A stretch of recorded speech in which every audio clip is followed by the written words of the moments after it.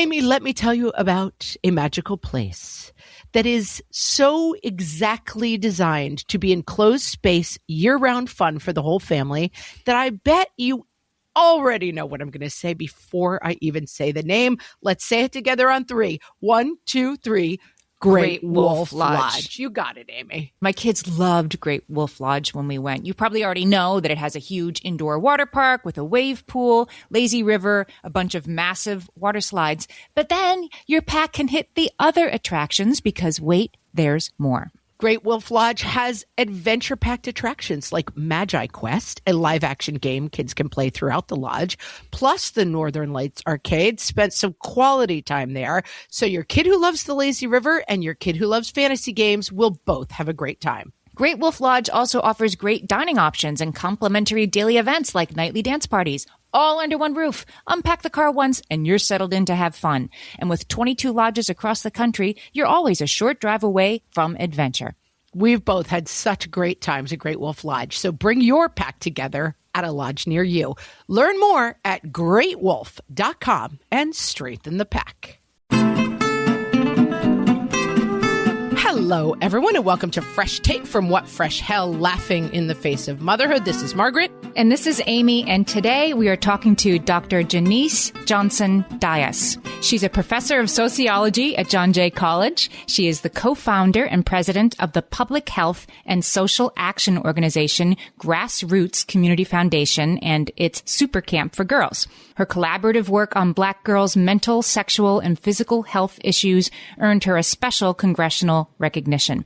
Born in Jamaica, Dr. Johnson Dias moved to the United States at age 12 and now lives in New Jersey with her husband, daughter, and dog. Her new book is Parent Like It Matters: How to Raise Joyful, Change-Making Girls. Janice says this book is a blueprint to embolden our girls to be critical thinkers, fearless doers, and joyful change agents for our futures. Welcome, Janice. Thank you. Thank you so much for having me. I'm excited to be here. We like a big bio up front. It makes people know they're going to hear something, you know? We like a big bio. Let's see if I can live up to the bio. One of the ideas in this book that really struck me, and I've heard it said by our audience members, is mattering to yourself as a parent so that you can give the gift of mattering to your girls. And that's a step we sometimes skip. That, like, we can't pull from an empty bucket to feed other people. And, like, how do we matter to ourselves? And what does that work look like before we even start the conversation about what we're going to try to give to our girls? This concept of mattering is so central to everything that I write in this book, and so central to the way that I think about equity, a change making, and girls in particular. And though the book is talking to all caregivers, there's a special attention I want to really draw as it relates to mothers in particular and people who do the work of mothering. Is so often that feels like martyr work, like I should throw myself on the cross of caring for my kids, and whatever happens to me is just insignificant.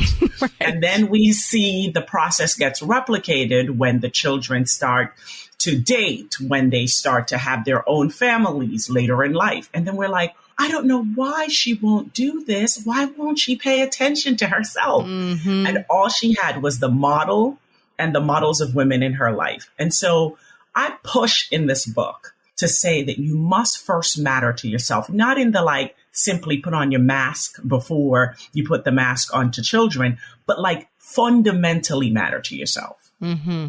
Know who you are. What is it that you have to offer to yourself, to your children, and to the world? And really get into that. For some people, the difficulty of trying to figure out if they matter comes out of pain. Mine, I discuss at length my own pain. For other people, their childhoods were not as marred with abandonment and all the rest of those issues, but there's something else. But each of us have a journey to discover ourselves. And so often when we go into parenting, we devote all the energy to the children and we're at the service of the children and forget to service ourselves, both in practical ways like sleep and eating and etc., but in fundamental philosophical ways. Who am I? What am I passionate about? What do I care about? Because children watch us more than they listen to us. Yeah, you quote W.E.B. Du Bois, children learn more from what you are than what you teach. You have to be it so your kids can see it, because otherwise, I wish there was a magic box you could open in the storeroom and hand to your kids, but it's a lot of self-work, and also we say a lot, like, it seems, sometimes we present things and it's like, oh, this seems like another thing on my list. This seems hard. I'm already tired. I'm trying my best. But this work is so useful for ourselves, and it actually makes parenting easier if we can find a way to do it. Can you talk a little bit about how you coach and see people into finding the entry point to doing that work so that it doesn't just feel like, I'm sorry, I don't have any more time. I'm busy burning dinner. I'm too busy to self-actualize. I'm too busy. I actually think that that's what most people think. I always, right now I'm in the process of deciding on merch, right? Like, what will be the thing? And I really want to give a 10-minute hourglass, right? And of course I can't find one. If anybody knows where I can find a 10-minute hourglass that I can monograph. I found something on Amazon, actually. Amy's a big hourglass fan. This is a random connection because she always talks about her hourglass. Because I think that that's the entry point. The entry point is, in a world where the world of work is so disruptive, the world of school systems are so disruptive, where can I start to pay attention to myself? And I'm really asking caregivers to give themselves 10 minutes each day. 10 minutes with themselves, for themselves. And I'm not talking self-care, nail, massage, Peloton. I'm talking 10 minutes to ask yourself, what do I care about?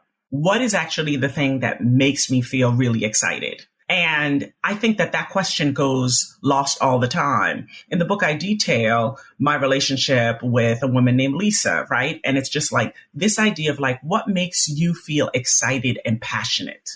Where can you start is that you need to have an answer to that question. If you don't have an answer to that question, then I would argue that you have a journey to make, right? And that journey is connected to the way you parent. So once you get excited about something that's exciting to you, then you can engender excitement in your children. And then the labor of parenting them becomes really different. It becomes lesser in a way, right? I mean, it becomes lighter, I guess. Yes, it becomes lighter. The thing is, there's all this pragmatic administrative nonsense about parenting, right? Like feed them, make sure they don't die, make sure they don't kill others, make sure they do their laundry, rooms are clean, etc. But then there's this other piece of relating to them. And I find that the administrative stuff can be largely outsourced, right? But this piece of connecting to them and helping them be real human beings in the world, that's your work. That's really the work. And that feels laborious if you feel like I'm spending all this time trying to get them to be a thing. And the whole time you don't have a jumping off point because they're passionate about wanting to play video games, this thing on TikTok, that like you cannot relate to them because you don't have a touch point. And I think passion is a real touch point that caregivers can have. I'm excited about this thing. What are you excited about? Why does that make you excited? But often caregivers are like people seem devoid of any passions. And that makes you irritating to a kid and probably irritating to your friends. They're not saying it, right? But it is really central to kind of build in a full selfhood, even as you're trying to raise and contribute to other human beings. You talk in this book, Janice, about the difference between happiness and joy. And just now, when you were talking about playing video games and looking at TikTok, two things that my kids would say bring them happiness. And I suppose they do, but they don't bring them joy, it occurs to me. So talk about the difference between happiness and joy. Happy is, largely performative and temporary.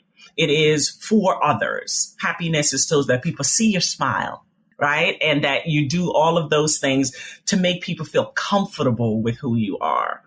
Joy, on the other hand, is about a kind of peacefulness, what sometimes people might call fulfillment. And that lives there because you have been attending to yourself, not in some sporadic way, but in a way that is eternal, consistent, and sustainable. And so a joyful person can be pissed off today, right? Can be angry today, can be angry maybe even several days, but is seeking to really be in tune with who they are It is the knowing of self that engenders, right, kind of joyfulness inside. And that means that you have to attend not only to your physical health, your mental health, but the things that make you passionate. And that serenity is joyfulness. I think you also talk about something that really resonated with me as the idea that girls develop a performance self, which seems to me in this same category, that it's not their authentic joy. It's a self. And listen, we have all done this, right? I always had a persona going on, partly because I probably came from an actory background and that worked for me. But what's the connection between that authentic joy and kind of helping our girls get beyond this idea of the performance self? So I think that the structural spaces, educational spaces, community spaces, parental spaces, all invite girls to not be themselves, because complexity in girls is seen as oversensitive, unmanageable, all the rest of these things. And in a society that doesn't say it out loud enough, we've decided that girls are second-class citizens. And we show them that in every way. So in order to be able to get attention as a second-class citizens, you have to develop a set of performance selves, right? So you have to either be super attentive, extra angry, you're really into it, throwing something away. And so much of what girls are taught to is to attend to the outside of themselves, right? We have a whole culture that focuses on how we look, ways of scrutinizing our bodies from the minute that we were born in ways that we do not do for people who are named or considered boys. So in every corner of a girl's life, there is some sense that you should be attending to something outside of yourself. And when girls decide that they're going to attend to inside themselves, people will deem them as selfish, angry, troublesome. But it is that framework. And that's why I think in the household is the place where we can set the foundation for girls to not be performative, to in fact take all the time they need to say that I need to understand me, I need to be true to me. And it is not like performance doesn't matter. We're in a social world, right? There's some level of performance. There's a role for that. There's a role for that. Decorum, respectability, all of those things, right? We have to engage with people, but that's not all of me. Too often, if we were thinking about this in a pie chart kind of way, we end up saying to girls, 70% should be performance. There's some 30% that should be left for you. And that is not an appropriate condition. We have pushed girls into being performances of themselves. And that rejection, that is the principle I really want caregivers to reject. I want them to see girls, know girls, and really push girls to be themselves, regardless of the fact that it may not be digestible for everyone. Wow. Let's take a break. When we come back, let's talk about how we're going to do that, how we're going to create these joyful change-making girls. Hellions, it's time for some spring cleaning, and I don't just mean the coat closets. Doing your financial spring cleaning can actually be super easy when you let Monarch do your financial spring cleaning for you. One dashboard that gets your entire financial life organized. No more clutter, no more mess, no more logins scattered everywhere, just accounts, investments, property, and more, all in one place. Get your first year of Monarch for half off, just $50 with promo code FRESH. Monarch allows you to look not only at what you've already spent, but also to plan for the future. With Monarch, you can set savings goals, plan for big purchases, and notice spending trends before they become a problem. I can generate cash flow reports that show me what we spent this quarter, this month, what we're probably going to spend next month, and feel prepared, organized, and knowing how to plan for the future. No more surprises and a lot more clarity. Try Monarch. Use code FRESH at monarch.com to get your first year half off at just $50. That's 50% off your first year at monarch.com with code FRESH. Amy, when I'm having a good hair day, it usually makes my whole day better. And that's why on every day, I'm taking Nutrafol. Nutrafol is the #1 dermatologist-recommended hair growth supplement brand. And it's the #1 hair growth supplement brand personally used by dermatologists. Nutrafol's hair growth supplements are peer-reviewed, NSF certified for sport, and clinically tested. Nutrafol offers multiple formulas for men and women tailored to different life stages and lifestyle factors, so you get support that's actually right for you. Adding Nutrafol to your daily routine is easy. Order online, no prescription needed, with automated deliveries and free shipping to keep you on track. Let your hair be one less thing to worry about. See visibly thicker, stronger, faster-growing hair in 3 to 6 months with Nutrafol. For a limited time, Nutrafol is offering our listeners $10 off your first month subscription and free shipping when you visit Nutrafol.com and enter promo code LAUGHING. That's Nutrafol.com, spelled Nutrafol.com, promo code LAUGHING. My favorite skincare products actually feel more like self-care, like they're so nice to put on and they smell so good that I'm actually happy when I get to that part of my day.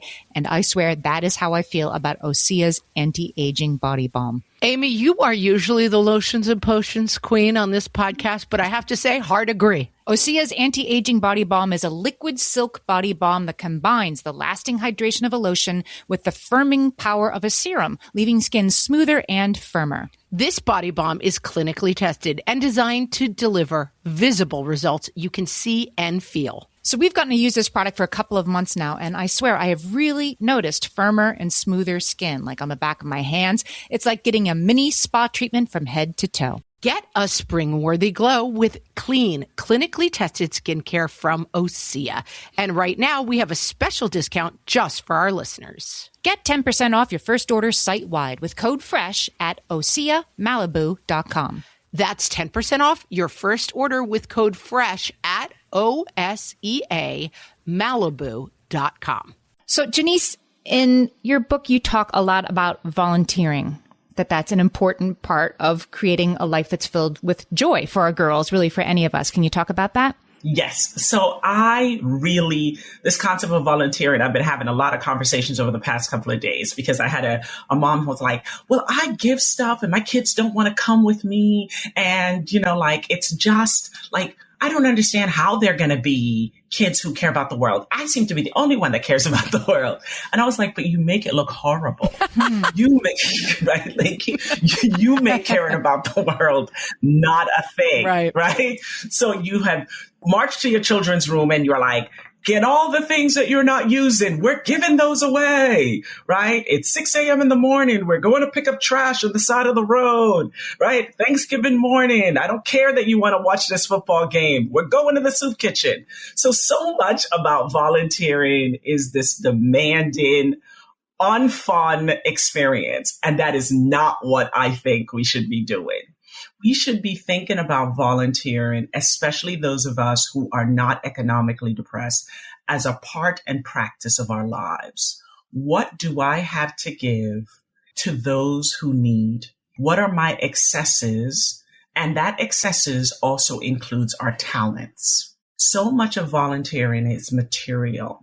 A thing I buy, I drop it off, a thing I do sporadically. I want us to develop a mindset of gratitude that includes volunteering.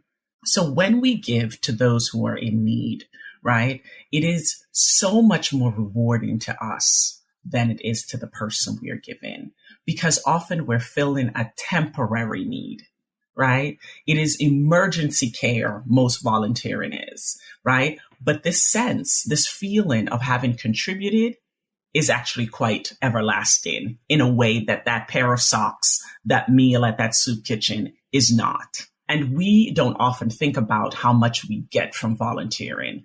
But when we engage in this process of not only volunteering consistently in the same places, trying to develop relationships with the people with whom we are serving, then we build a life of gratitude. And that is all of those ingredients are what goes to that joyfulness, right?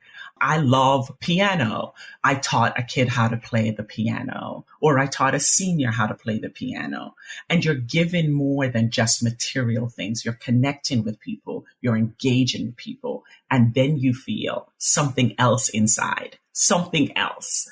Our audience can't see it, but I can see your face just lighting up as you talk about it. And this goes back to Du Bois, right?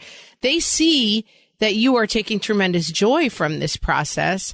I find nowadays in school, they show them these movies and they're like, the beautiful seal, it jumps through the water. And then it always cuts in the third act to this seal is dying from plastic. And you're like, oh yeah. Now the kids are up all night worrying about the seal. But it gives you that opportunity to say, you know what, that is upsetting. Let's spend Saturday going out and picking stuff off the beach.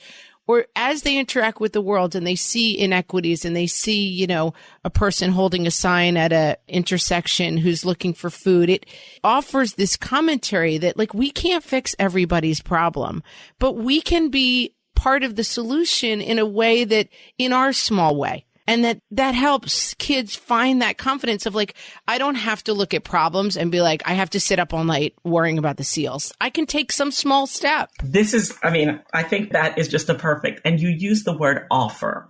It offers opportunities. And I think oftentimes things are framed as like, well, if I can't revamp all of it, then I should do nothing, right? And what we're doing is building a muscle in our kids, which is to say, here's where I am. Here's the skills and talents that I have. What can I do here? And I would argue that caregivers whose children see the person at the stop sign saying that I need support is that if they choose to give, which I would encourage them to give, is that they also use it as a moment to have their children understand what homelessness is. Because sometimes children will interpret that as that person at the stop sign. And they may not have any other sign, stop sign or intersections that they see that person. And so they attribute his homelessness or her homelessness to that person. When we know as adults that these things are often in a bigger space. So it's just like, this person is here. Here's what we can do to support this person. But this thing, homelessness in general, is a part of this other thing. And you do that as children grow, right? You don't necessarily need to give them all the stats that America has decided that some people should just be homeless, right? You don't want to depress your kids, but you do want to have them always understand things in context. Because as they grow, you're trying to get them to the place where they really help to revamp the society. And if they only stay at the individual level, that's a little harder, right? And at what point do you let your child, girl or boy, sort of take the reins in what sort of change they want to be making? Do you expose them to different sorts of volunteering and different opportunities and let them decide they're saving the whales or whatever the case may be? At what point does that happen? Yes. They should always lead. You get to volunteer in the things that you're passionate about. When your kids are young, they have to come along, right? Like they're young. They can't stay at home. They're with you. And so they're watching you volunteer and they're beginning to understand, but they're going to have their own passions, their own things that are important to them. Now, what I found is that caregivers are happy to drag their kids along, but they're not happy to be dragged along. Right? That's also like another situation. So a child says, I'm interested in the whales and you're interested in homelessness. And they're like, well, good luck. You and your 5 friends, you guys go out there, see about those whales. Let me know, right? Let me know how they're doing out there in the ocean. It is not a reciprocal, but it is, they have their own, and exposure to multiple things allows them to be able to decide which ones they want to give a high amount of energy to and a low amount of energy. What ends up happening with caregivers is like, they want kids to become professional, passionate people. Well, if you care about math, you should do math. If you care about the seals, you shouldn't be thinking about those horses. You shouldn't be thinking about those other things. Like, stay focused on this thing that you're passionate about. This is not ideal. Instead, let your child be completely eclectic and passionate about as many things, because they will drill down to a few things, but it's not going to happen overnight. It's inviting to be interested in all of the things that are happening in the world. And you can take a little part of each, but consistency does work. But at the earliest stages, before 10, children are everywhere. They're interested in everything, doing everything. Do it. It's fun. Let them follow it. And I think, to quote, I believe Amy on an earlier podcast, we are so focused on our children being great that we forget that they need to be good. They need to have the simpler interaction of being decent to people for a reason versus like, this is going to help them get into college if they build an orphanage in Guatemala. Like, not that there's, maybe some people do that in a good way, but I think there's a little bit of like, we forget that like the basic purpose of humanity, as I see it, is being decent to other people. And so being connected to other people. Yeah. Sometimes we're busy chasing something. We miss that. Everything is like a professional act. Yes. Well, how is this? Like after 12, I see caregivers being like, what is this going to mean for the high school? What is this going to mean for the college? What does it mean for this? And I'm like, what does it mean for nothing? Doing things that actually are inviting to you. Doing things that enhance your connection to the world. Doing things that bring you joy. That is not a resume builder. That helps to build a full human. We want full humans connected to other full humans. And so we as parents have to be full humans. And it's all of you. It's all of you all the time. It's just how it works. Let's take a break. When we come back, let's talk about these girls. We've created change-making girls now, right? Now we need to create a safe space in the home to help them feel like they can achieve whatever it is they set out for themselves. Are your ad campaigns lighting up the dashboard, but not the pipeline? That's bullspend. And marketers are calling it out in Dashboard Confessions. My boss asked for results, so I opened my dashboard for the only positive-sounding metric I had, impressions. Cut the bull spend. See revenue, not just reach. LinkedIn delivers the highest return on ad spend of major ad networks. Advertise on LinkedIn. Spend $250 on your first campaign and get a $250 credit. Go to linkedin.com/campaign. Terms and conditions apply. Tomorrow morning is knocking. Stock your fridge now. How about a creamy mocha frappuccino drink? Or a sweet vanilla? Smooth caramel maybe? Or a white chocolate mocha? Whichever you choose, delicious coffee awaits. Find Starbucks Frappuccino drinks wherever you buy your groceries. One thing that really struck me about the book, too, that I want to address before we are done is we get a lot of feedback from people who say, I came from a family that was not the family that I want to create. And I feel quite lost in how to create a family when my family of origin was not a healthy family, was not a family that was easy. We'd had Dr. Christine Coe on recently talking about the idea of ACEs childhood, which is something that you also addressed in your book. Can you start us with the sort of ACEs framework and bring us into, for women who feel like maybe their toolbox is, they don't feel confident in their toolbox because of the childhood they came from, how you in this book are outlining real concrete steps that people can take to get there, even if they don't feel that confidence? Yeah. I think it's hard to be confident as a parent. Sure. Everybody. That's right. For everybody. By the way, didn't have an ACEs childhood. Don't feel that confident, guys. Right? Like, I just think there is that kind of basic reality. Parenting is unsettling. It is the puberty of adulthood. That's well said. So each day feels like an emotional turmoil because you're trying to navigate people who you don't know fully, and they have their own minds and hearts, and the best you can do is coach them. So there's that. But if you've had an adverse childhood experiences or set of experiences, that brings some extra weight to the game. But it also brings some unique opportunities. I love that point. Right? It's because you know what it's like for childhood to be bad. Usually those who have not had a childhood, they run into bad, right? Like, you have definitive world experience of what bad looks like. So this is a blessing and a challenge. And I think the blessing comes from taking a set of practical actions, an admission of knowing that you had an adverse childhood experience or set of experiences. Some people like to run away from the past because it feels really painful. I suggest really practical steps. Take the survey to see if any of these 10 indicators are a part of your life, right? Have you had an adverse childhood experience or set of experiences? This is a survey, right, that asks these questions. We'll put it up in the show notes for this, an easy link to it. Yes. And it is run by the Department of Health and Human Services. It's also coupled with the CDC. So you can get a sense of, like, in looking back on my childhood, where were issues of abandonment? What were issues of separation? What were some of the challenges related to different levels of abuse in my family? You can really just it's 2 minutes of your life. And that gives you information right up front that maybe you haven't even thought about before. You may be carrying it around. The second is you have to adopt a mindset of a learner if you're a parent. You have to be in the business of learning generally, regardless of what your childhood is like. And you not have to become a student of yourself. When you have had adverse childhood experiences, you can either choose, make a set of decisions, right, to sit in it, or you can learn to make your way out of it.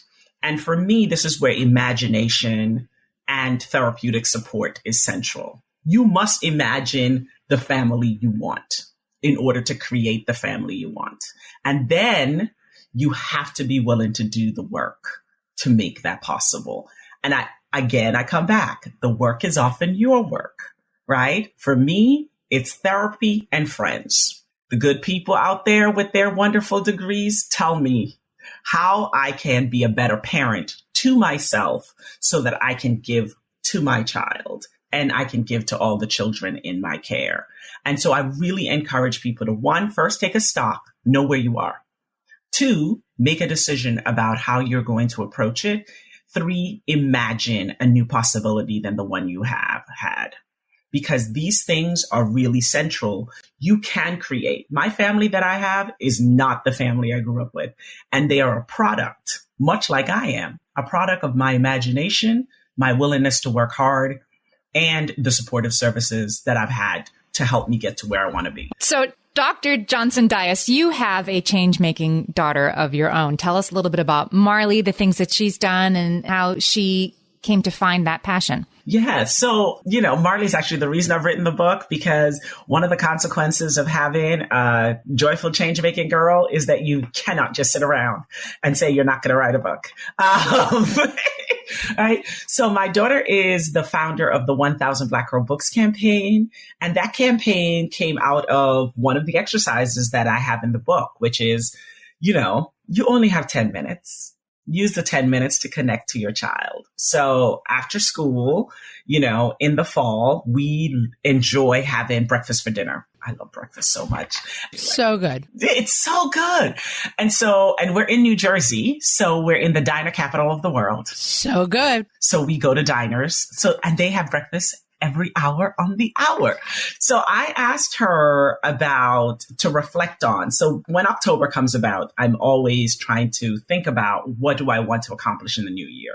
So I asked her to look back on her previous year. And she was deeply concerned about the books that she was getting in school. Now, Marley's been an advocate, an avid reader her entire life. And she loves to read. She loves to write. She loves to read. But she really was concerned that the books that she was reading, she'd gotten 3 consecutive books, 5 total in the year, that just had white boys and their dogs as the main character. It's a genre of literature, white boys and their dogs. Sounds like what I read in school. Right? And so a part of when she said it to me, and I am this parent, which is sometimes challenging for people, I don't necessarily believe you up front. I am a social scientist. So I'm like, believe in God and all else you need data. So I was like, the sentence, she was like, all my books feature white boy and dogs. And I was like, what evidence do you have to support this? Right. And so she named the books, the Shiloh series, etc. And I took my phone out. I looked up the work. I was like, okay, so now we have evidence. This is in fact true. And she was complaining about it. And I asked her a very simple question, which is a question I've always asked her. What are you prepared to do about it? Because this is not a Janice, right, or a Janice Johnson-Dias problem. It's not my problem. I don't go to elementary school. I'm old. I'm 49. I don't have to do anything that I don't want to do. Any book I want to read, I can read. You have to listen to the good people at school. And so the charge of asking her what she is willing to do about it led her to the development of this campaign. And so she first collected 1,000 books. Now she's collected 13,000 books. And she's really driven by the idea that first she thought it was just her school. And I encouraged her to look this thing up. I was like, maybe this is just happening in your classroom. Is this condition that you're facing just your teacher, or is it something bigger? And she looked up the information. We went through it and found out that the predominant, right, almost all of the books that are published by big publishing houses prioritize white boys and then animals, and people who are racial minorities are something like between 5 to 8%. And that's all racial minorities, not imagine the intersection of Black and girl. And so she's been on international charge because she's heard from people from Japan. She's heard from every corner of the globe there has been sections of communities that feel like have just not been included in the literature.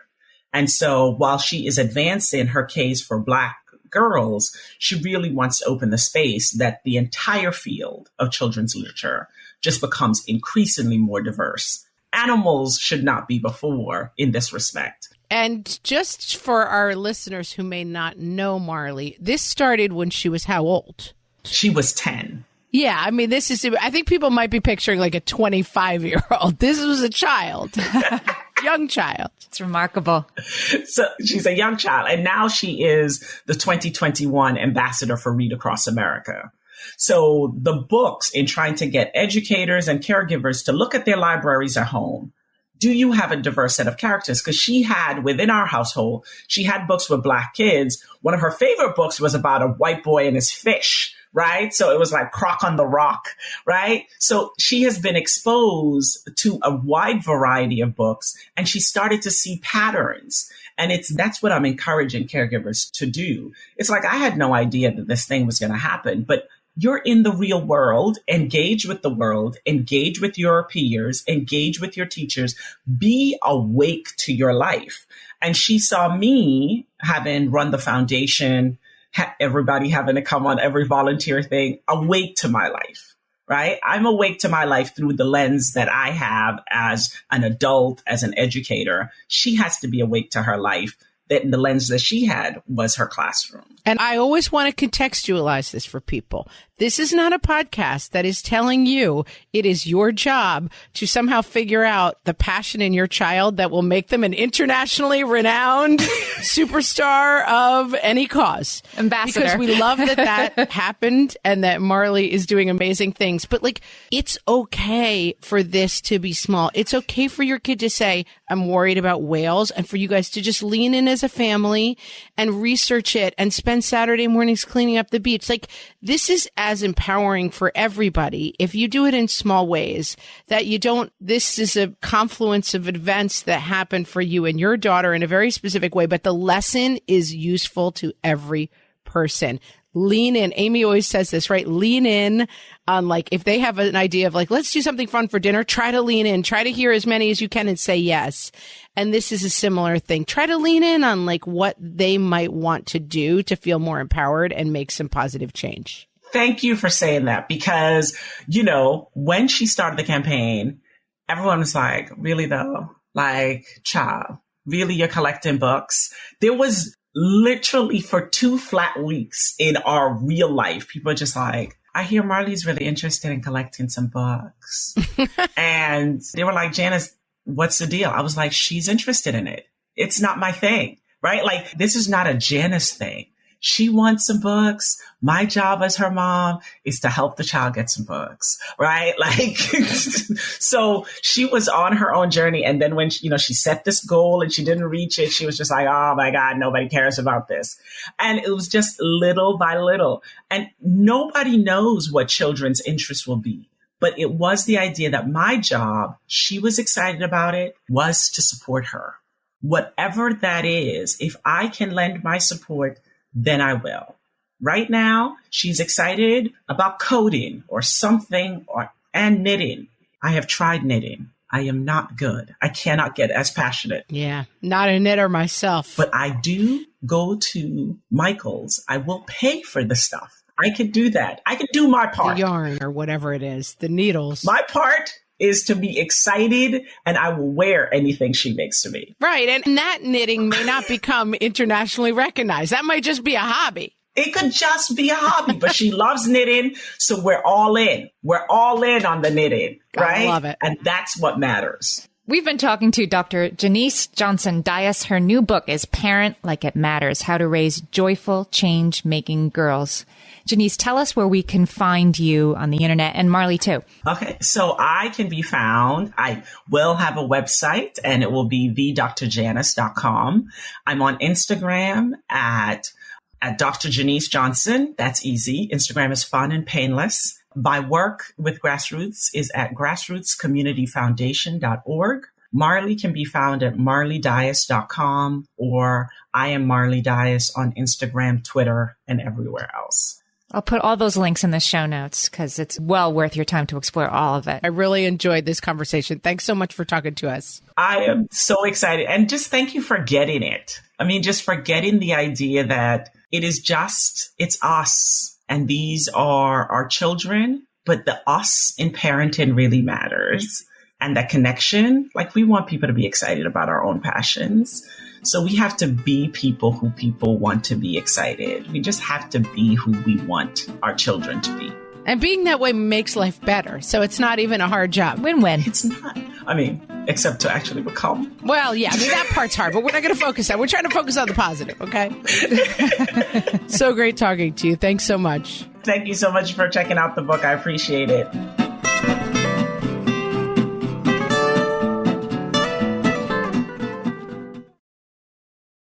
Ryan Reynolds here from Mint Mobile.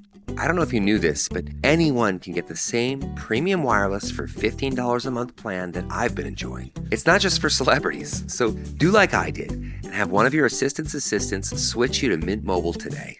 I'm told it's super easy to do at mintmobile.com/switch. Upfront payment of $45 for 3-month plan, equivalent to $15 per month required. Intro rate first 3 months only, then full price plan options available. Taxes and fees extra. See full terms at mintmobile.com.